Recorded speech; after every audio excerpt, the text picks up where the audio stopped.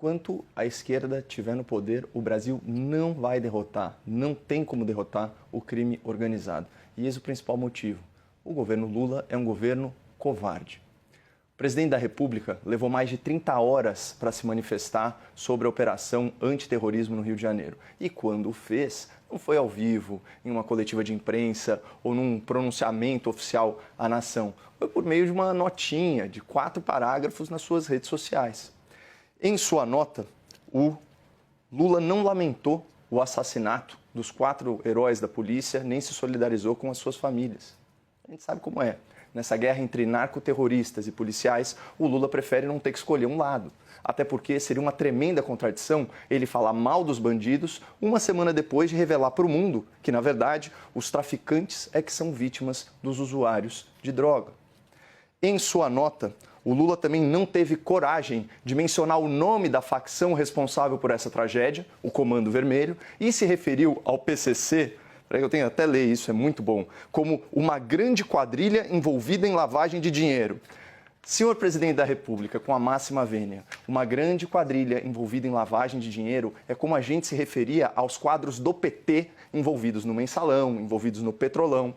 O primeiro comando da capital é muito mais que uma grande quadrilha. O PCC, assim como o Comando Vermelho, é uma organização terrorista, porque controla território, desafia o Estado e coage milhões de pessoas usando táticas de terror social.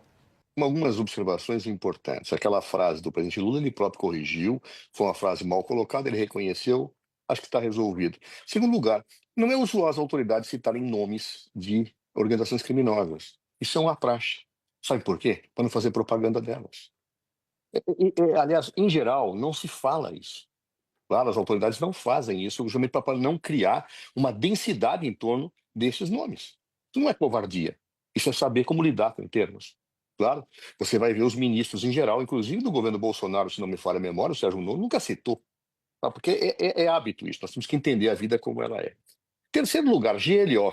GLO, garantia de lei e ordem, como o Caio mencionou, ela é solicitada pelo governador. Ela não é decretada necessariamente de ofício. O governador reconhece que não tem condições de fazer uma operação, pede ao governo federal, o presidente defere. Não houve esse pedido por parte do governador do Rio de Janeiro. Não houve. Ah, mas Lula em deferir? Veja, Lula já deferiu várias GLOs. Várias. Vamos lembrar, no primeiro governo Lula 1, Lula 2, as operações da USPPs foram com GLOs. Várias vezes Dilma Rousseff deferiu GLOs. Se houver fundamento, se defere GLO. O que eu não posso ter é, numa situação normal, colocar o exército em linha de frente para atuar em favelas. Por quê? Porque o exército não é treinado para isso, cara. Ele não é treinado, ele é para guerra. Não é para policiamento. O armamento é pesado.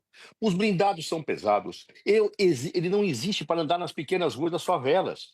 Quando eu coloco as Forças Armadas, eu tenho que ter um planejamento muito cuidadoso para não ser na linha de frente. Tem que ser meticuloso. Primeiro coloca a Polícia Militar, depois Força Nacional. Basta ver quem já trabalhou nesse tipo de coisa para verificar como isso se faz. Não é assim. Bota exército. Não, não, não, não, não. Isso tem que ser planejado em conjunto. O que houve foi que os órgãos de inteligência da Polícia Federal, atenção, quarto, quinto escalão, receberam informações de que haveria uma operação. Vocês querem participar? Viram a tragédia anunciada no planejamento e disseram: não, não vamos participar. Correta a Polícia Federal. Agora, o governo, quem governa, não teve nenhuma solicitação de intervenção. E se tivesse, teria que dizer: com esse planejamento, não. Assim não dá. Você não vai comandar as Forças Armadas. Quando eu tenho GLO, quem comanda é o Exército. Porque eu não posso deixar blindados, armamentos na mão da polícia. Nós já vimos milhares de vezes no Rio de Janeiro armamentos serem apreendidos e desviados outra vez para o tráfico. Há inúmeras apurações sobre isso. Eu vou deixar blindados na mão da polícia? Não, não vou. É o Exército que tem que cuidar. Então não é tão simples assim. O governador mesmo reconheceu, o nosso governador do Rio de Janeiro reconheceu que não tinha pedido ao final da tarde numa coletiva, em que ele fala claramente: de fato não solicitei GLO, não pedi nada. Ok. Resolvido esse problema, a pergunta é, essa é a pergunta que é feita, nós temos ferramentas para acabar com organizações criminosas? Eu não vou citar aqui também nome, mas nós temos ferramentas? Eu diria não. Não temos. Por quê? Porque não existe a agregação, não existe a atividade conjunta prevista na Constituição. Esta é uma competência atribuída para os estados. Então, portanto, ou eu mudo a Constituição, como quer o governo federal, mandando uma proposta de PEC para haver uma sinergia, uma integração, ou nada será feito. Às vezes, no Brasil, em que se teve experiência de integração, o resultado de segurança pública foi muito exitoso, como nos grandes eventos.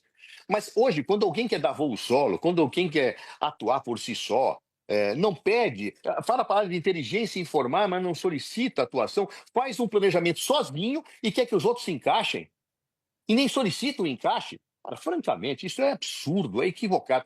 Veja como em São Paulo deu certo. Forças estaduais com forças federais planejaram e não entraram na Faria Lima matando as pessoas. Aliás, se entrassem, eu acho que a repercussão seria outra, né? Por que será?